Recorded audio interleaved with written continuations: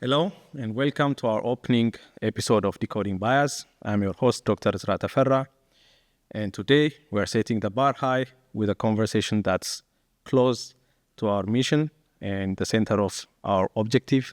We're thrilled to have Dr. Maria Madison with us today, who's the Interim Dean of the Heller School for Social Policy and Management and the driving force behind the Racial Justice and Technology Policy Program.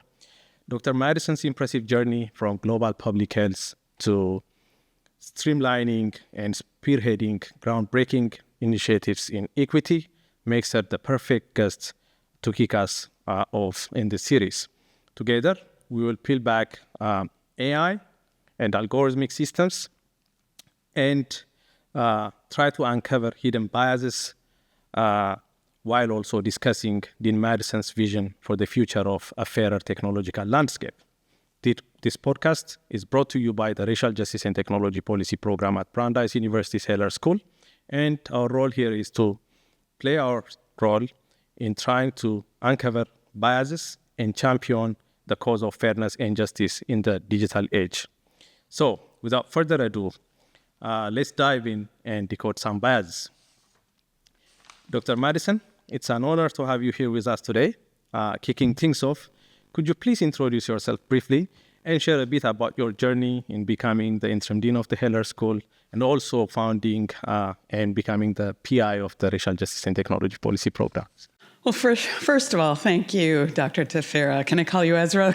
Sure. Okay, and please call me Maria. Okay. And it's an honor to be here with you today, particularly because you've just been an extraordinary director and leader of this entire Racial Justice Tech Policy Program. It has been a long time coming and an immense dream of many of us at the Heller School, so just proud to be a part of this. My own journey that brought me to Heller and to this project in particular is one that is deeply steeped in triangulating ways to close the inequity gap.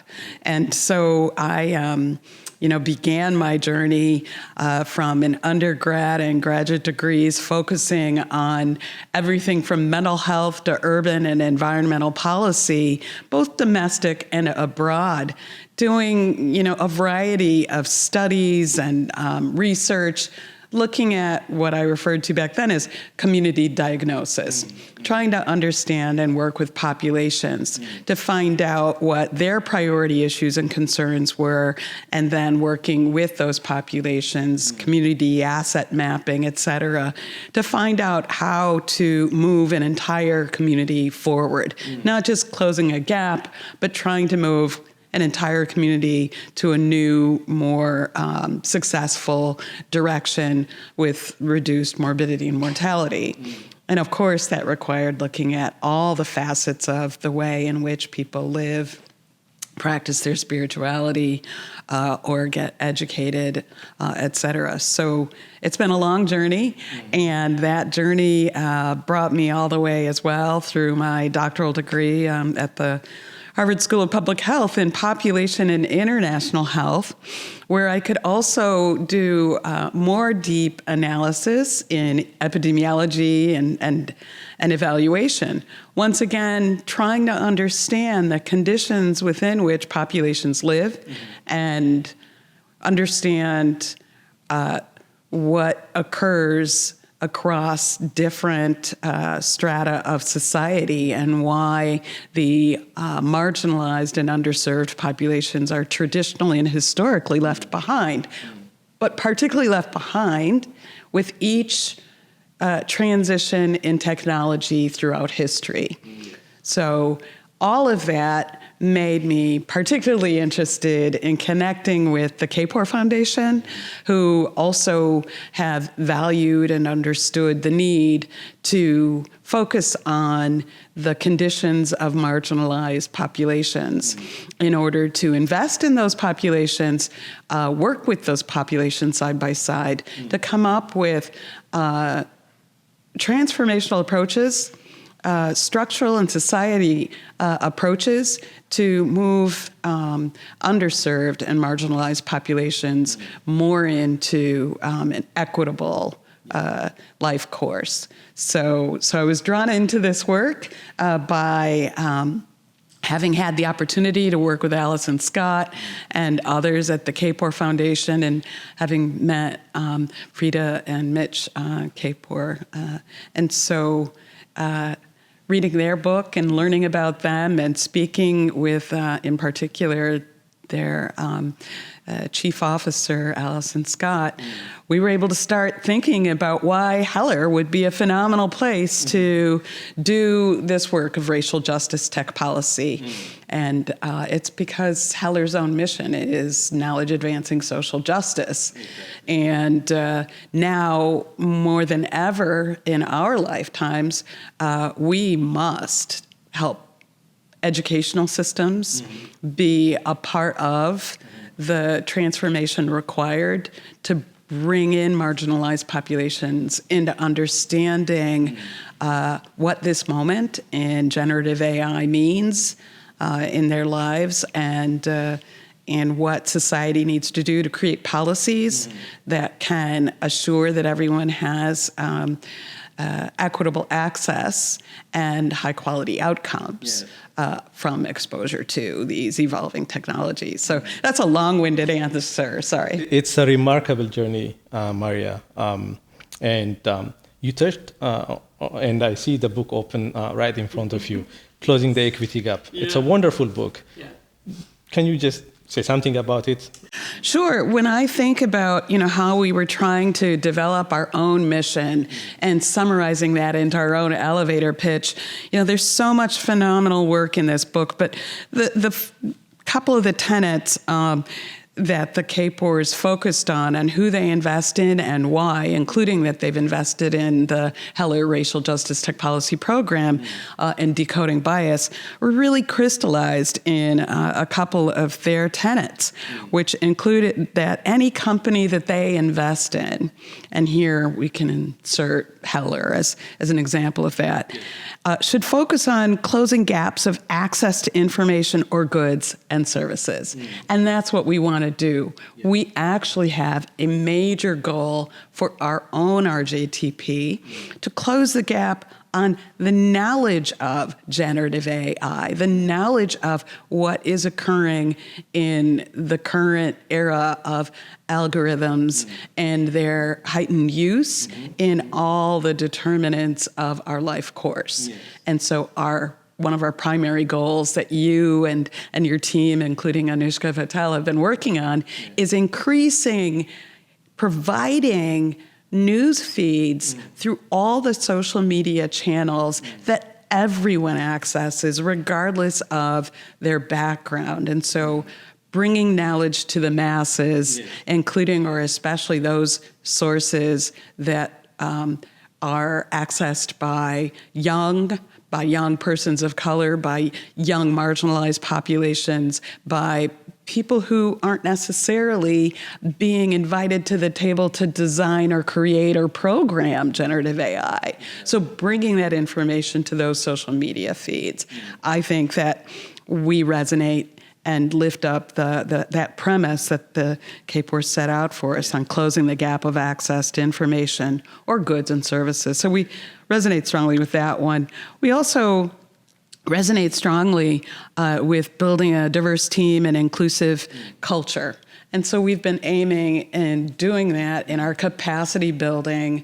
One of our three pillars, the capacity building pillar, is to bring in experts and non-experts from a variety of backgrounds and racial or ethnic and global perspectives to be on our advisory board and to help design what our programs should look like, including what kind of research we should focus on in our incubator lab, or what kind of educational programs we should design in our knowledge production pillar. So between our capacity building and our incubator lab and our knowledge production pillar, our three pillars, we try to make sure that it is an interdisciplinary, multicultural approach, so that we reach as many people as possible with this knowledge and information. Thank you for putting it eloquently.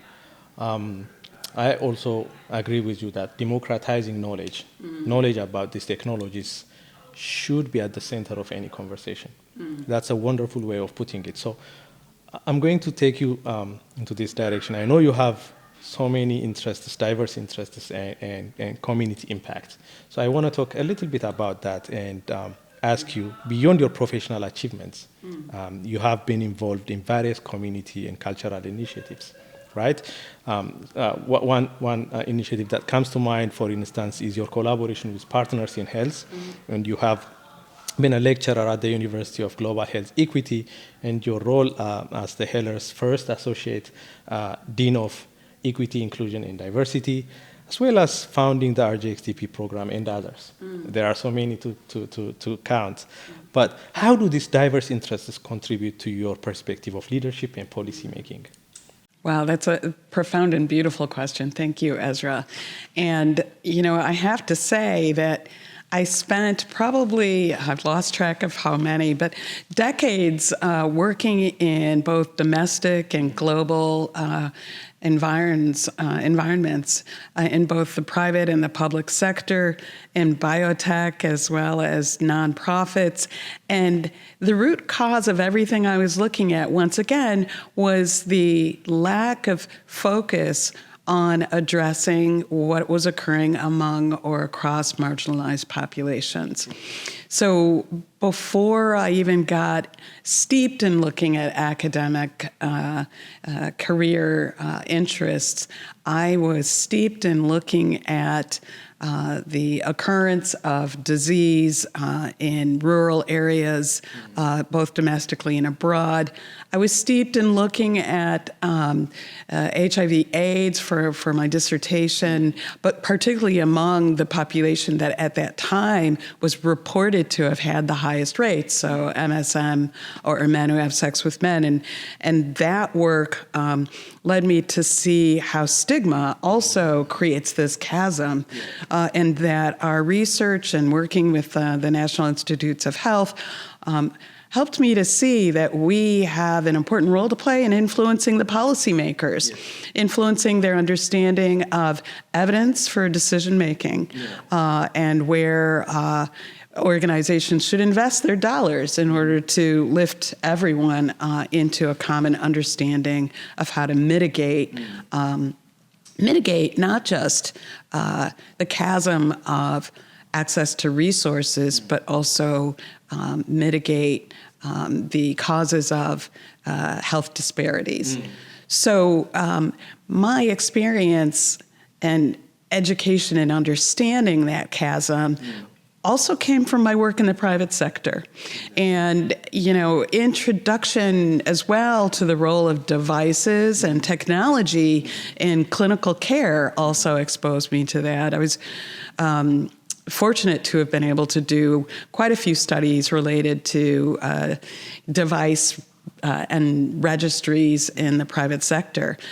We looked at devices including drug-eluting stents and heart disease and whatnot. And again, those who were suffering the most or the worst consequences from these illnesses were, once again, particularly those who had the least access to the best technology or the least access to the application of that technology in a proper usage. So once I was done working in the private sector and if you will, collecting and triangulating all that data, I retired from the private sector and knew I wanted to go back to my first love, which was more, true and pure public health. And so... Also academia.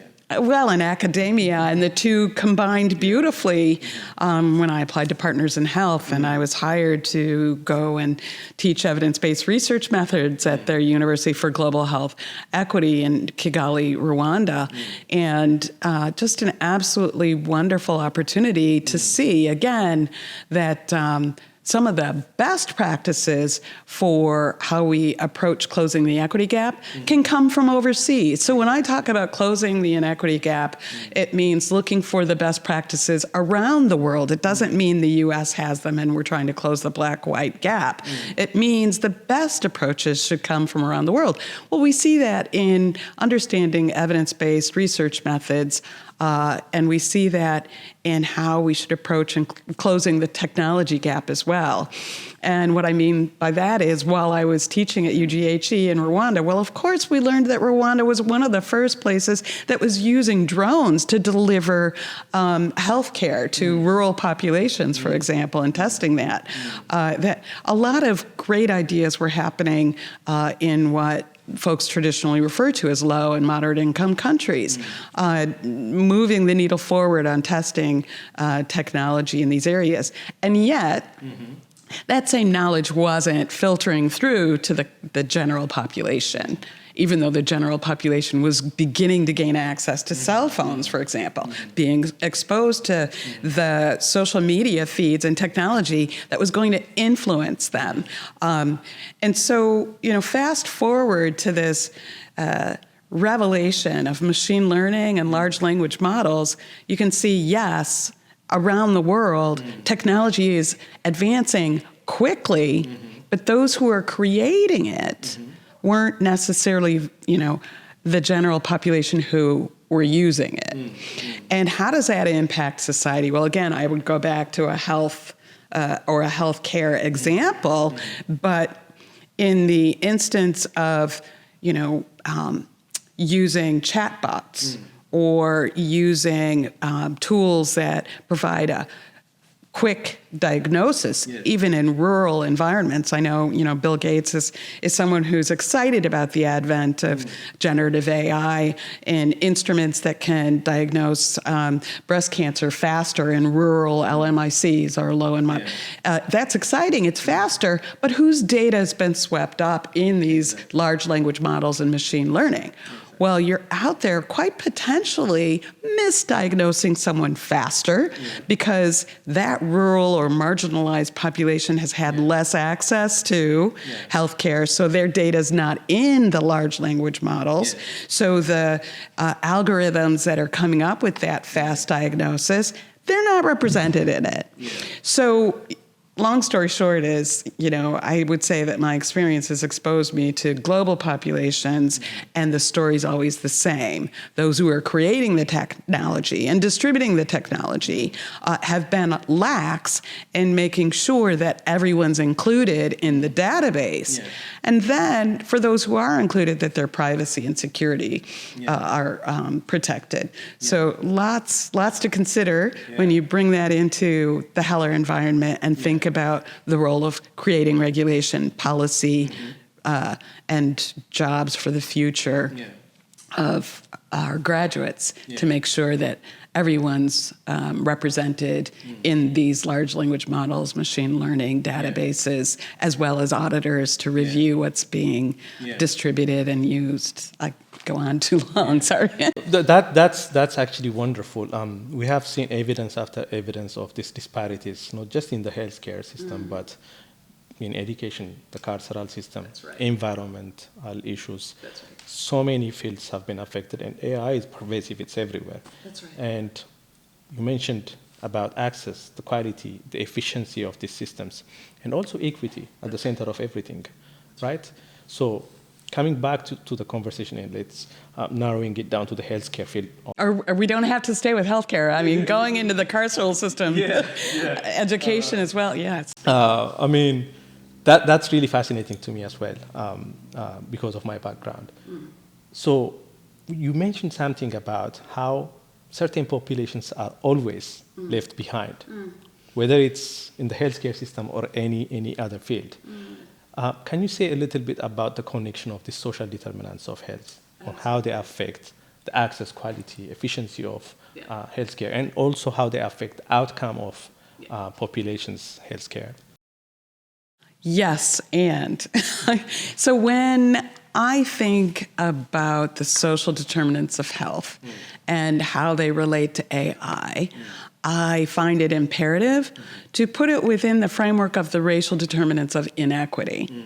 And the umbrella of the racial determinants or racial ethnic determinants of inequity draws into question the role of moral and political determinants of health and equity. And I use that broader framework because it has a through line to how societies have evolved over time, centuries and generations. And so societies have always evolved over time to privilege some at the cost of others. I mean, there's so many wonderful examples of this, but I have to digress and say my husband and I are reading The Wide, Wide Sea. And there's nothing more phenomenal than to watch this travel or journey of this Captain Cook, right? Who's sent to discover, the great passage into the Pacific Northwest.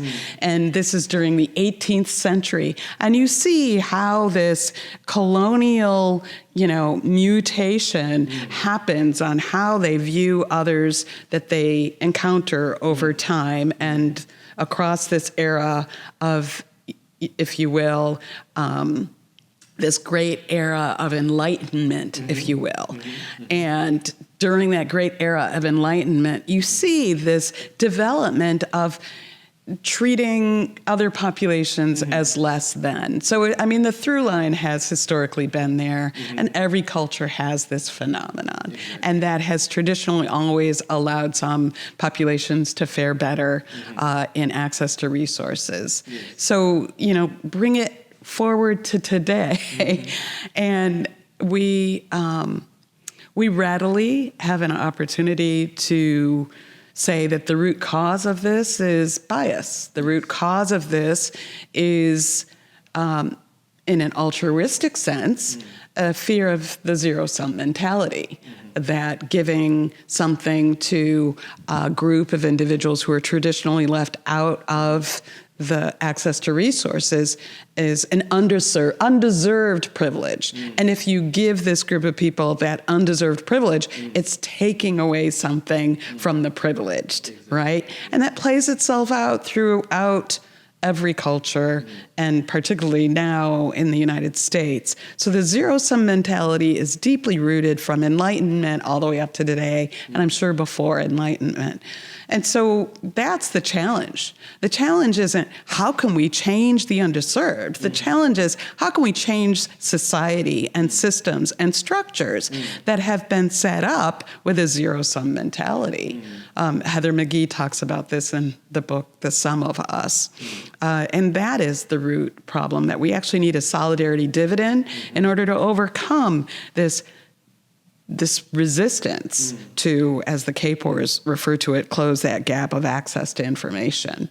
Exactly. I fundamentally believe that there is a fear in believing in the intellectual capacity of marginalized populations for two reasons. Yeah. One is because of the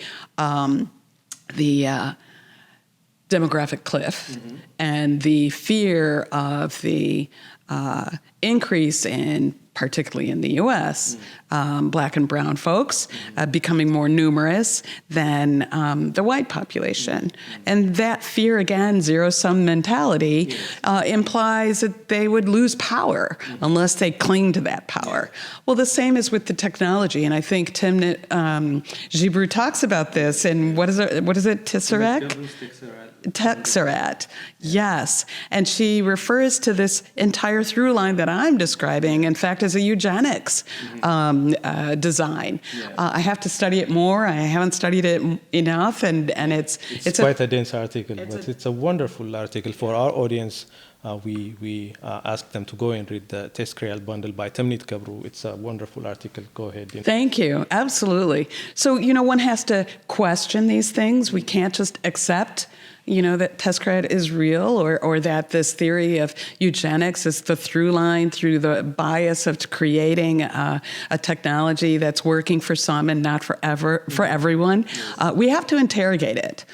Don't accept this premise. Look at it and look at the data. But even more so, take the time to lift everybody up to a general knowledge and understanding of what this technology is going to do.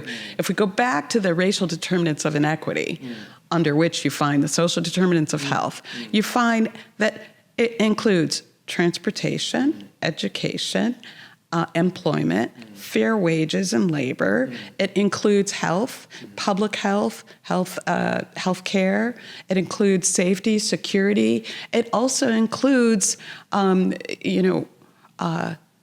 climate change. It includes the environment. It includes concerns around war and conflict. And when we look at all of those, there's a role for technology in every single one of them. If we start just with conflict zone, and we think about everything we've just talked about, in a conflict zone, who's technology advancing right now in the sense of a conflict zone?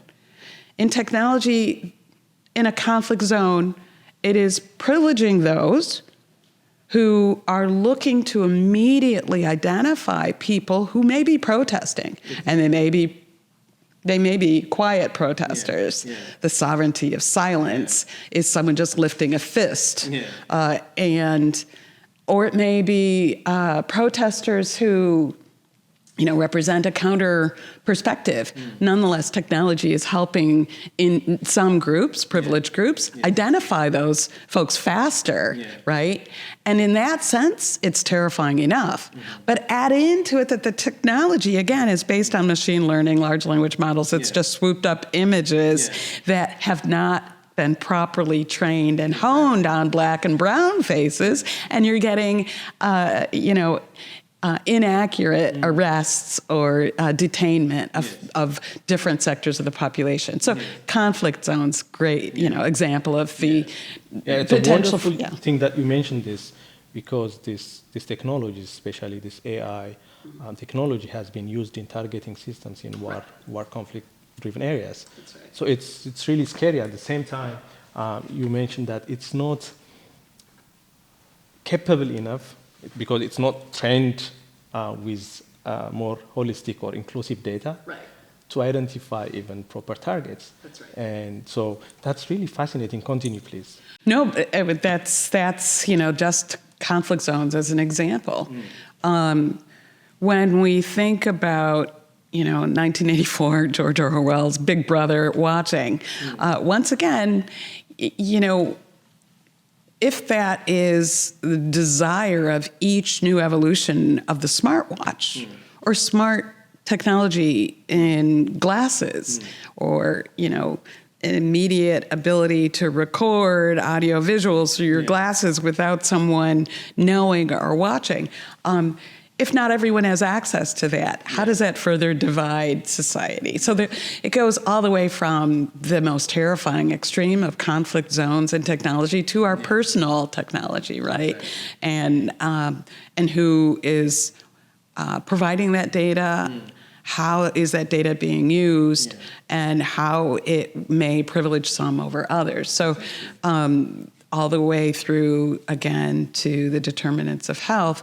If we look at the educational system, where the jobs and access to jobs, I'll go from jobs and then I'll get back to education. But in access to jobs, how technology is increasingly used, perhaps, to provide affordable ways to review candidates for a job.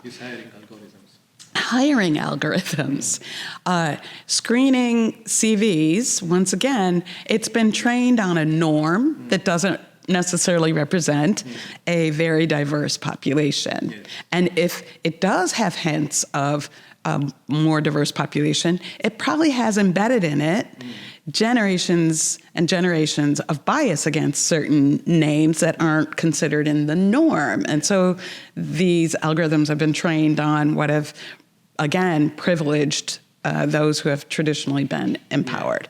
And so job search, increasingly opening up a chasm there for marginalized versus dominant populations. The same for education. In the educational system right now, we once again see that with declining enrollments in the U.S. population, there's a declining budgets in academic institutions. And so one could think, well, why not then use AI for the enrollment process, or use AI for, the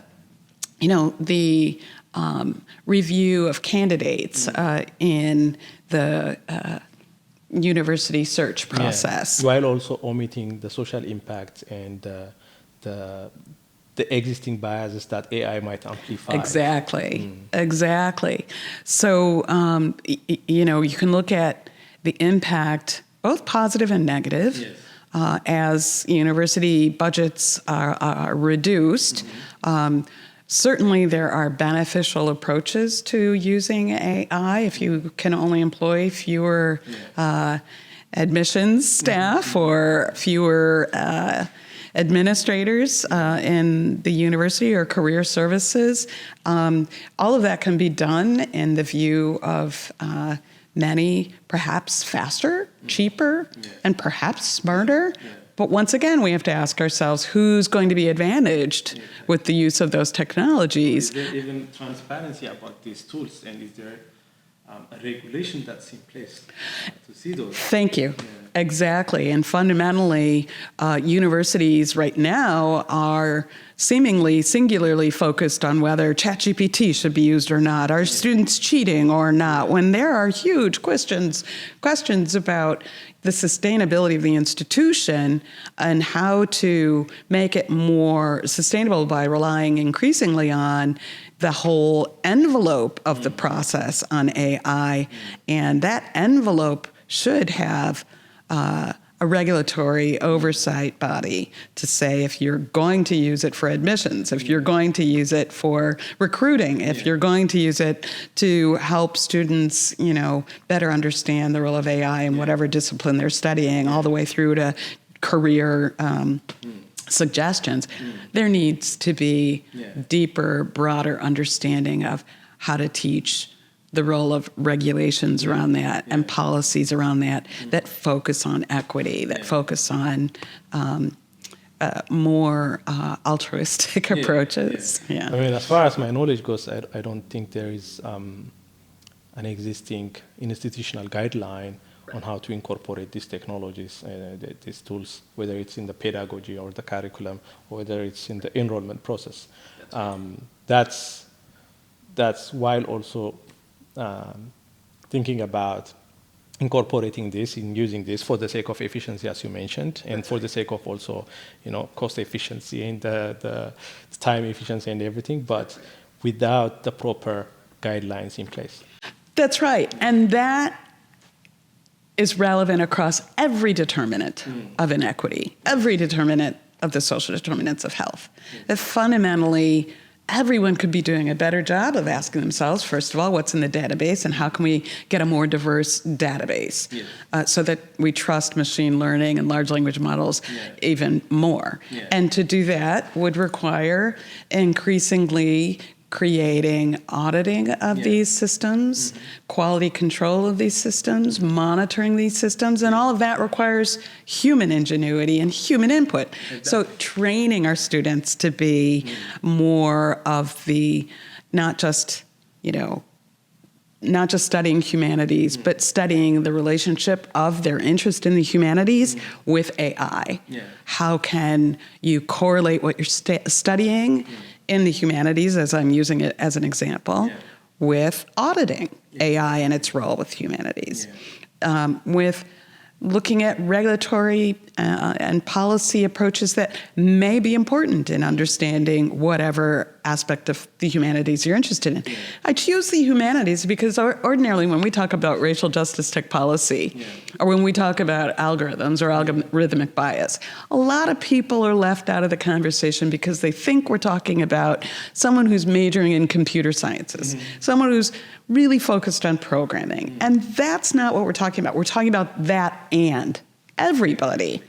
And so you don't have to be a programmer to be a part of the discussion. Yes. You should not have to think of yourself as needing to study, Fortran, ancient languages, or any other language, computer programming language, to feel that you have an important role to play in this dialogue because you are impacted by. In fact, that's what I think what this technology lacks right now. Yes. That wholesome team. That wholesome approach. That's right. When we think about these technologies, we think that they are just machines, but there are humans behind those machines. And we forget that those humans have also implicit biases and their own systemic issues. Right. So that is a perfect way of putting it. Now, you mentioned about what we can do to mitigate these issues. So I'm going to take you to one of your recent projects in hopes that you are working to alleviate these issues, to mitigate the biases from algorithms. So I'm going to bring you back to the RGXTP. So Maria, the RGXTP program at Heller has a mission of advancing social justice through technology policy. So can you share the founding vision of the RGXTP? You mentioned a little bit about it earlier. I want you to say a little bit more about it now, and what inspired you in creating this program at the Heller School? Absolutely. I mean, again, our mission is knowledge advancing social justice. And justice, especially in the definition of the Stoics, is about kindness and fairness.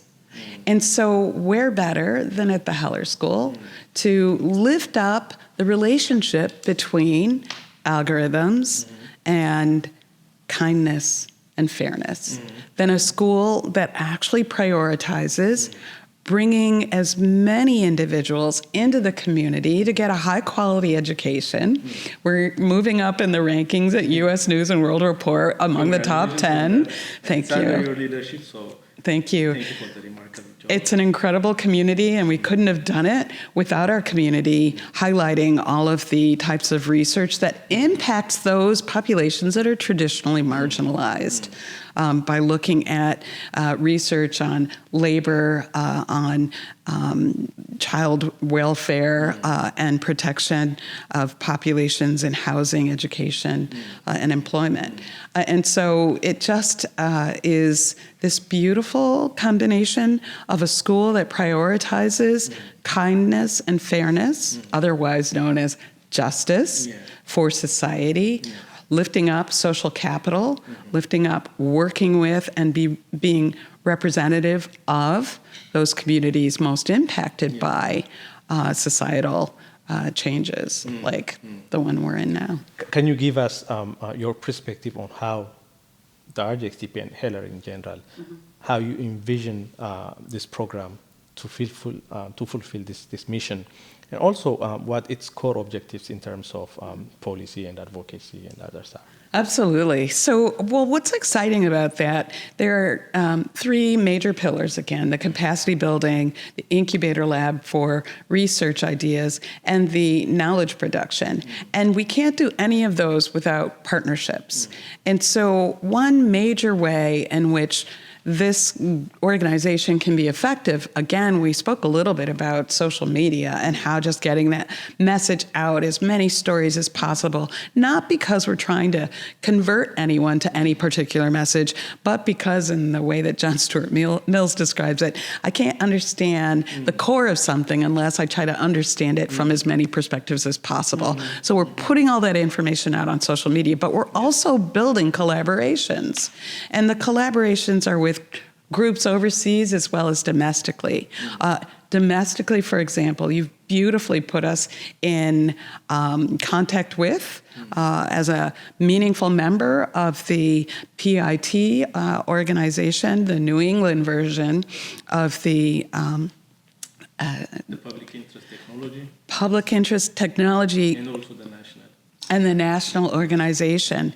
And this is a timely organization that says what we're also saying, that it should be nothing about us without us. Yes. The Public Information Technology Group really is describing the need for students and everyone in society to try and learn as much as possible about what's happening in our life course that's impacted by technology, so that we can go on into whatever career we would like to influence and impact that. So PIT New England is a great example domestically of a partnership that Racial Justice Tech Policy is increasingly being a key member in, alongside MIT and Harvard and other local schools, Tufts and UMass and other institutions, as well as Move Up Global in Rwanda. So the partnerships are extraordinarily meaningful, and we want to grow those because, again, the more people we connect with, the more we have this ability to try and lift up the knowledge gap on the impact of and the influence of algorithms in our daily lives. Yeah.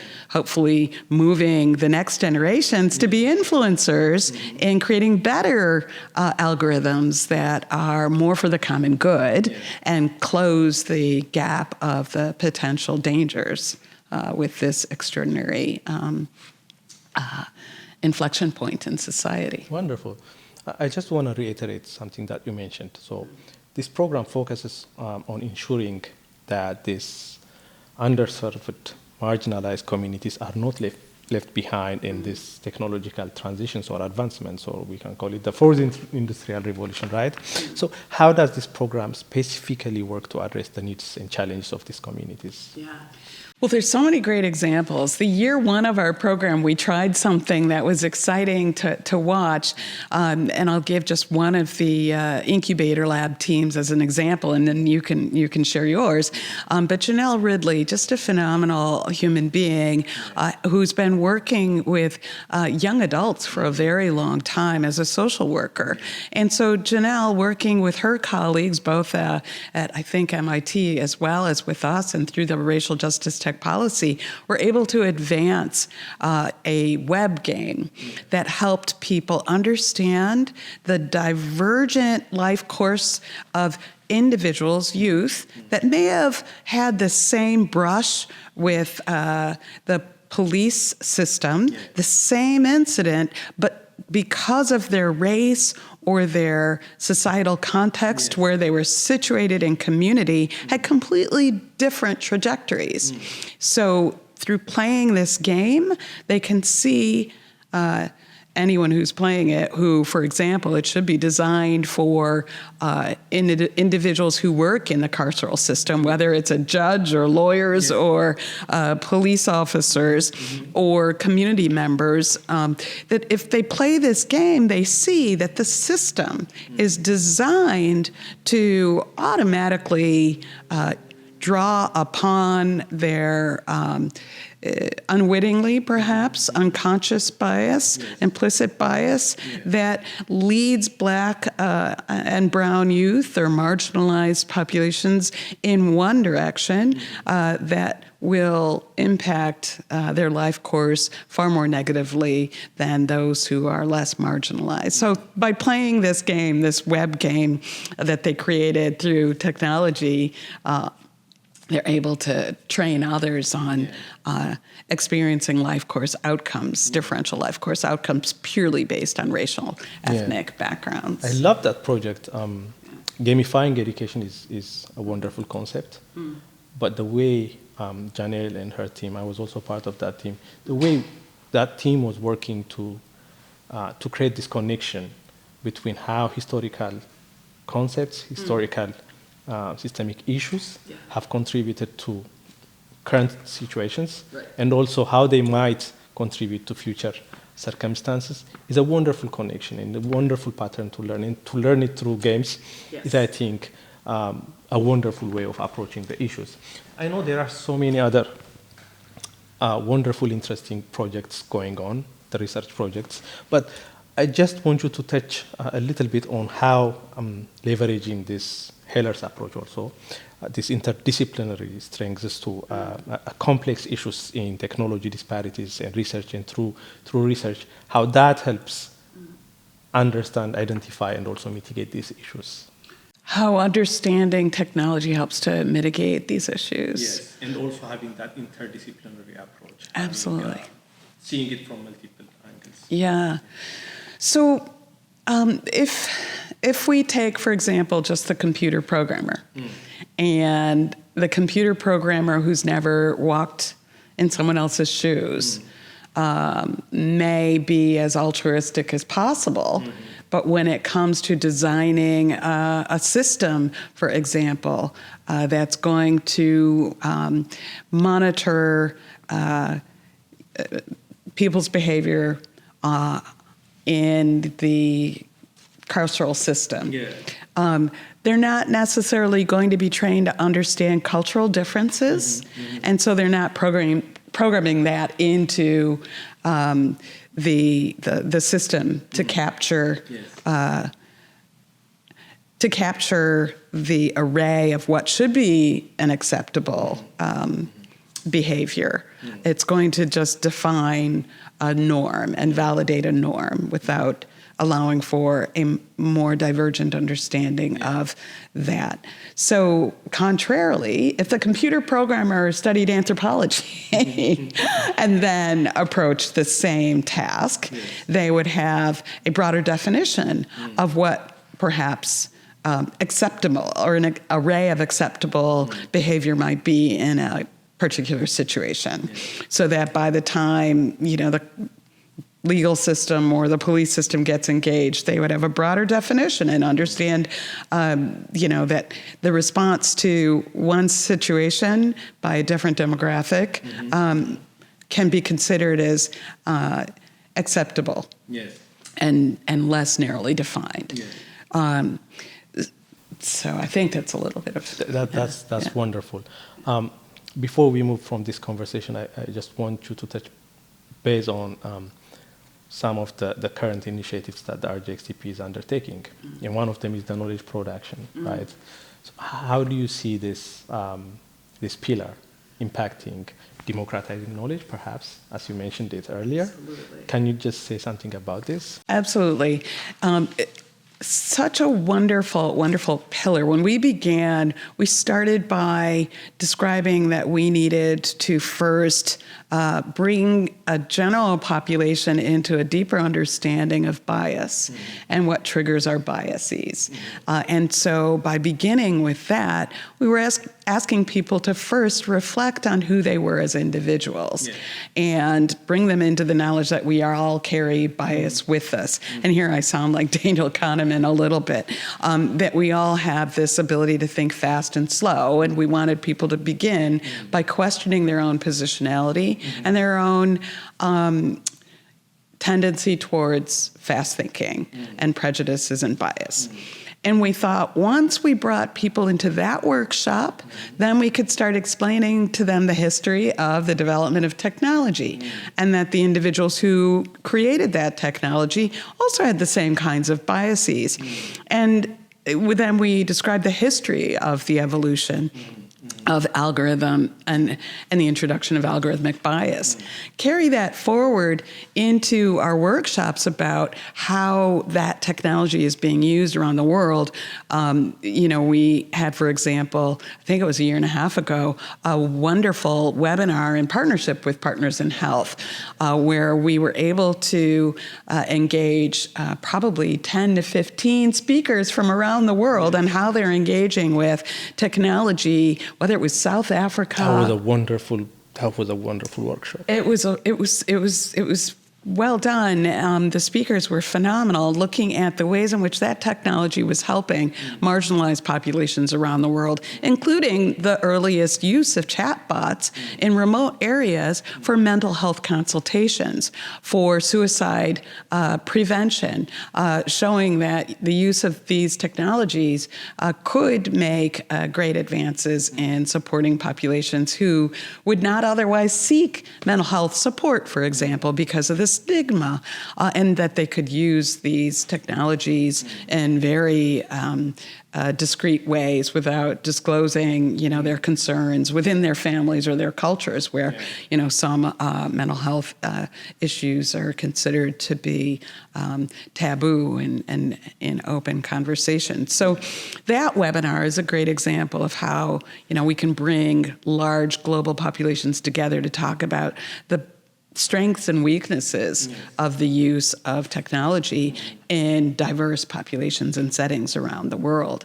And so fast forward even to your upcoming seminar that you're working on with NORSCAM and around cybersecurity.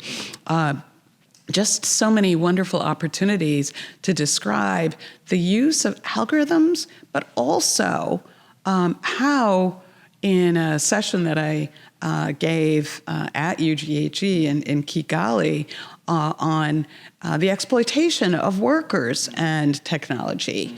At that time, we were talking about how some of these algorithms, and before the release of ChatGPT and the OpenAI initiative, used rural African populations, and I think it was primarily young children, to screen out derogatory terms and racist terms before they released the technology, promising a very low wage that I don't believe they adhered to when they were paying these rural populations to screen the technology before it was released. So, to teach people about the exploitation of the screening before the release of some of these technologies was equally important. And we talked also about agbagboshi and how, technology, again, exploits the use of the poor or indigent. And agbagboshi was another great example, which is a rural area right outside Accra, Ghana, where Ghana had been receiving the old laptops and the old technology. The technology dump, and that the local population had been not only the recipients of this large tech dump, but also being exposed to the metals in that area, and therefore exposed to higher rates of the negative health impacts of going into that area, mining it for the metals that then that local poor ethnic groups would mine and sell and whatnot. And that's another interesting story, because then once the general population began to learn about Agbagboshi, they then decided to just clean out that area, right?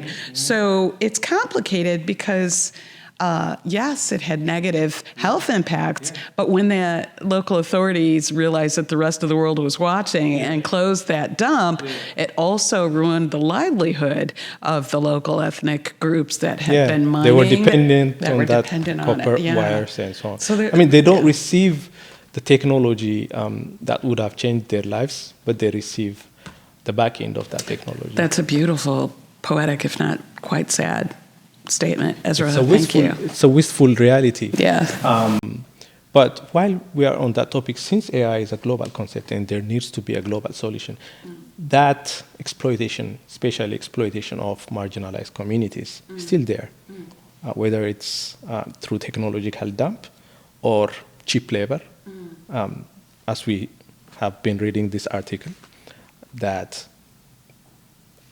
outsourcing labor market in these global south countries, paying them less than $1, but exposing them to really toxic data. Yeah. How do you feel about that? Data and/or materials. And/or materials, exactly. What's your opinion on that?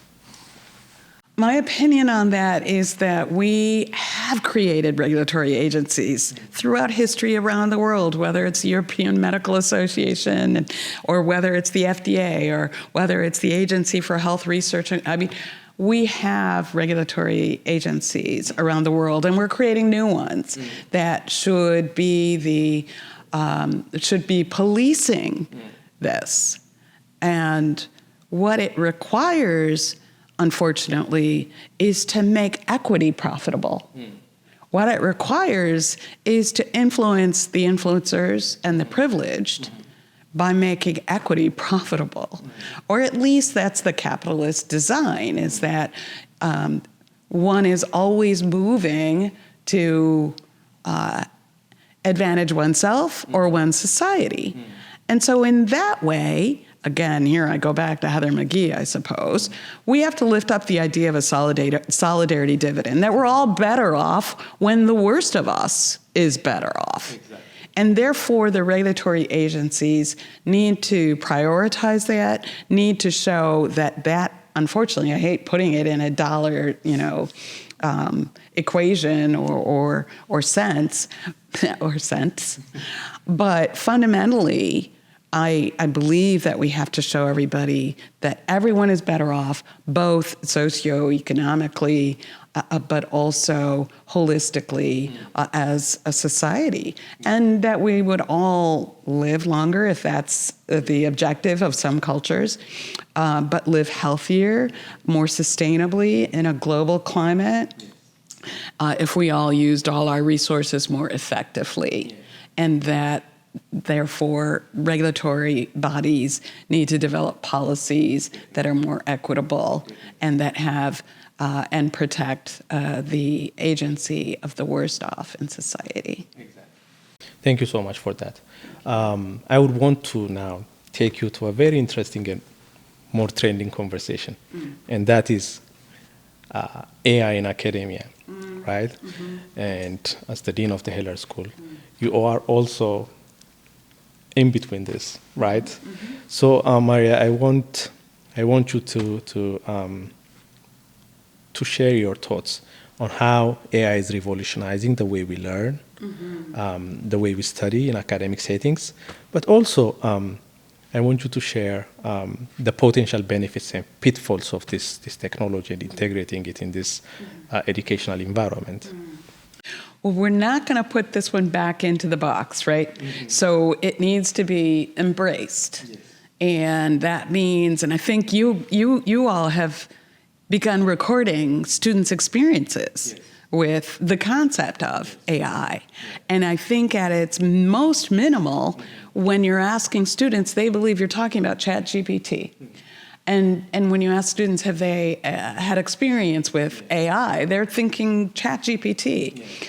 So fundamentally, when we're talking about raising awareness about algorithms and algorithmic bias, we need to also train everybody. It's in almost everything that's going to impact your life course. It's not just ChatGPT. And in the classroom then, and in the educational setting and sense, that's our job. It's to be influencing the educators and the administrators in the institution. It's not just about should you use ChatGPT or not. Grammarly, for example, is a version of, ChatGPT, if you will. Integrated algorithms. Exactly. And that's only getting savvier, I think, right now. Is it Apple's trying to buy OpenAI because it wants Siri to get smarter? It wants Siri to know what you're thinking before you even say it, or correct what you're thinking when, you make an error. And so, making more and more sophisticated AI is what is greatly impacting what we're doing. So when we ask, what should happen in the classroom? It's not should you use ChatGPT or not. It's how does AI influence what we're talking about in this class right now? And not to make AI the centerpiece of whatever the discipline is or the class, but to know its relationship to that topic. So, again, when we think about should you use ChatGPT or not, we're actually saying, are there ways that you can do your job most effectively? And the answer is more data can be better, can help you get to a better answer faster. And so getting there faster isn't always more accurate. So we want to help everyone achieve a higher or a heightened sense of accuracy and precision, right? We want everyone to have an equitable access to achieving accuracy and precision in what they write and accuracy and precision in whatever their output is, both in the classroom, but also in their careers. Whatever job interview they're going to, how can they get to a better, faster level of accuracy and precision? So we think ChatGPT can help them do that, right? Yes. You're writing a paper, and let's use Grammarly as an example. You're writing a paper. There is no one who's uniquely Ezra Tefera. Nobody. That is the beauty of the human being. The way in which you pool together all of the data that has come before you, right, epigenetically, through your ancestors. That makes you the net composite of who you are. So when you go through not just the genetic, pool, creating you from birth all the way to now, that is uniquely you. That is a composite that AI can't create. But you, writing a paper, are achieving a unique version of yourself. Then you can say, anything I'm missing that might be, helpful in me thinking more expansively about what I've put on this paper, well, maybe I'll ask ChatGPT, and maybe you'll get some ideas, and you add that in. You can add that into your unique voice. That's, you can do this both inductively, but you can also think of it as flip that upside down. You can start with ChatGPT, but oh my goodness, when you read that paper and you said, ChatGPT, I'm Ezra. You don't say, I'm Ezra Tefera. Please write an outline for me. That's okay, write an outline. Or please write a policy paper for me on how to help higher ed create a policy or a regulatory approach to admissions. It's going to be pretty blasé. It's going to take, and it could even be hallucinations. It could be total BS. But what you want is a synergistic outcome. And the synergistic outcome is to actually appreciate that you, Ezra Tefera, are actually a large language model, a machine learning system, more complex system that can't actually be duplicated because of your ancestry, the knowledge and stories passed on through your genes, your epigenetics, and then your phenotype, and then your lived experience and your adaptation to those. That would be in your paper. But you can check that against what, ChatGPT. This generative AI tools. That's right. Cannot replace the human experience. That's right. That's a wonderful way of putting it. So having a human-centric approach, having that critical thinking, and making the ethical decision, the right decision. Thank you. Using the information we have is very important. That's right. I wanna. Which, by the way, is I think traditionally thought of as we always need a human online, and we always need a human inline. So the human inline is what I was just saying. Ezra creates a paper, then he can ask whatever, generative AI to maybe review or think about what could be added, right? Yes. But a human online is the auditor, the monitor, someone who says, wait a minute, this doesn't pass the face validity test, right? The laugh test, this is hallucinations. So without humanity, what do we become? We become robots that have no true, setting singularity aside, we lose our sense of dreaming. Yeah. That's beautiful way of putting it. I wanna ask you a question about, now coming back to your conversation about access. Not all the tools, not all these generative AI tools are free. And some have paywalls. You have to pay subscription fees of $20 or something. How is this going to amplify the access disparity already existing in higher ed, more particularly in BIPOC communities? How is this going to amplify that issue? And perhaps if there is any way of mitigating that disparity, that digital divide, what would be that strategy? Thank you. Well, I mean, strategy number one is get rid of the Wi-Fi deserts, right? It's exceptional to see all the extraordinarily rural populations gaining access to cell phones. We were in rural Kenya a few years back, and the Maasai had cell phones. But yet in the U.S. we have Wi-Fi deserts. We have to ask ourselves, why is that happening? And I know various individuals, including at the KPOR Foundation, are working on trying to reduce that, and Biden legislation trying to reduce that. But we have to ask why it existed as such, and then we have to address access to the simplest, most universal, omnipresent tools like cell phones. But then when it comes to the pricing of access online,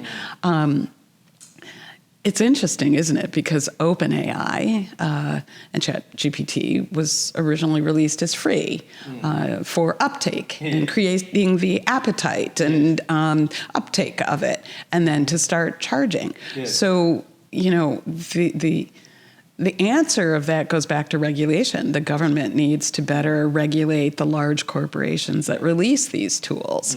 And the Federal Trade Commission needs to get involved to also regulate the pricing of them and to make them affordable. We've seen that that's doable, that's possible. You don't have to pay to use Google, and everybody Googles, right? So one has to work with Heller students to become the politicians, the policymakers, the influencers, to move federal, state, and local regulatory agencies to compel these corporations to make these basics available to all populations. Wonderful, wonderful. You mentioned about the student interviews that we conduct, and the brilliant Quinton Cox and Anushka Patel.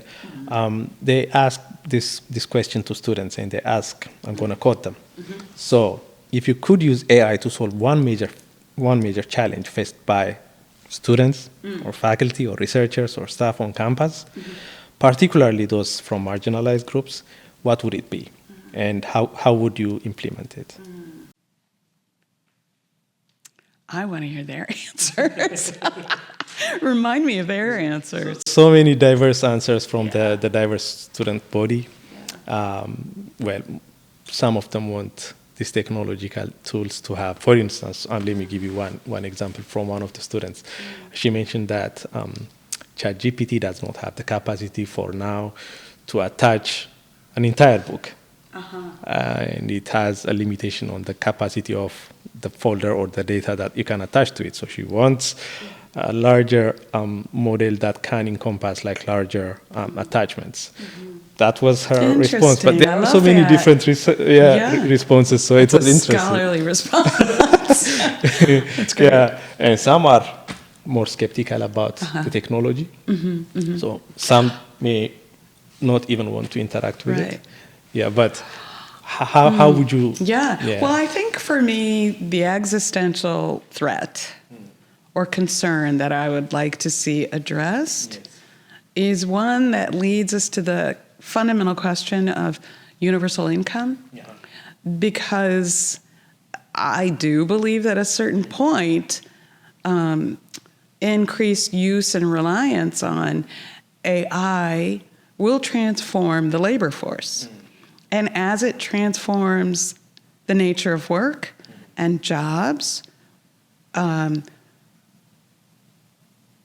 what will the majority of the population do? How will the majority of the population view their raison d'être? How will they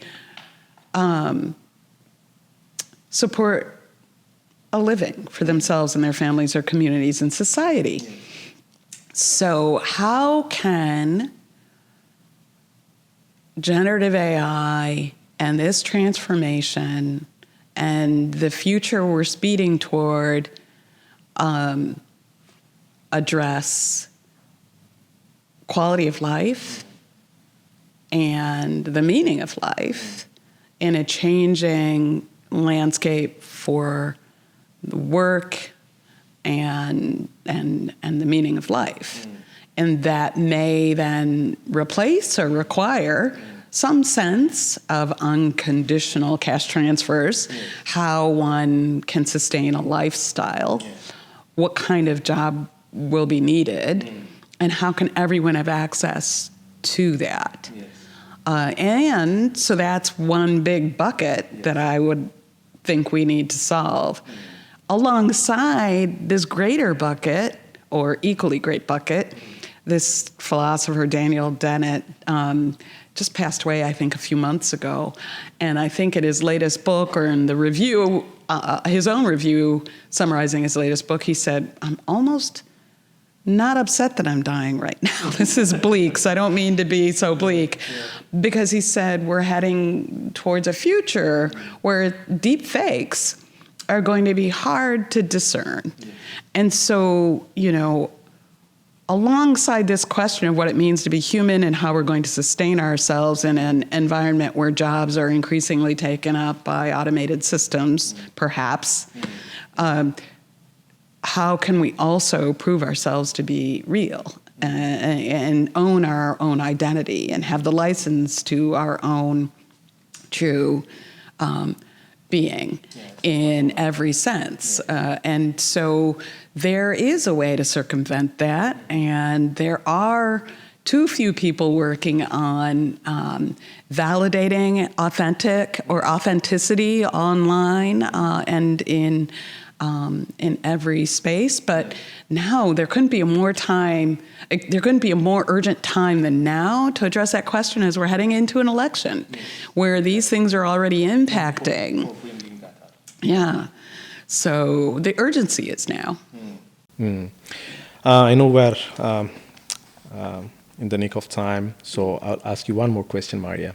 So are there any final thoughts or reflections that you would like to share about your work, your journey, or your hopes for the future of social equity and technology policy in the age of AI? I'm thoroughly excited by every new generation of students, all the way from kindergarten through, doctoral level. But especially, I think that each technological age has brought disparities and fear, but also great transformation. We're able to sit here doing a podcast because of the transformation in technology. And so that's exciting. But unregulated, it only grows the divide, which actually makes the entire society, if not world, worse off. So my hope is that we solve these problems as a globe, as a unified globe that isn't, driven by a zero-sum mentality. So I do believe the solidarity dividend is the best solution. I believe that training each new cohort of children on both the inclination towards bias and prejudice so that we can quality control it, as well as computers. They're all, the little 5-year-olds on a plane, the little 5-year-olds with their parents at a restaurant or at dinner, seated in front of their tablets, for heaven's sakes. Regulating that, while exposing them to it is the key. So the regulation starts from home and goes globally. Yeah. So yes, exposure, but not unmitigated, unregulated, unaudited to both bias, prejudice, as well as technology. Wonderful, wonderful. So as we wrap up this inaugural episode of Decoding Bias, I want to extend a heartfelt thank you to Dean Dr. Maria Madison for sharing her incredible insights and wisdom. Maria, your work has been remarkable. I'm learning a lot from you. I could talk to you the whole day. If it's up to me. So your work in closing the gaps in equity and your vision for just and fairer technological future are truly inspiring. It's inspiring for all of us. It's been an honor to have you set the stage for our journey into uncovering biases and championing for fairness in this digital age. And also, thank you for our listeners for joining us today. We hope this conversation has sparked thoughts, and inspired action. So stay tuned for more engaging conversations such as this one. And until next time, keep questioning, keep learning, keep advocating for a more brighter and equitable society and future. Thank you. Thank you.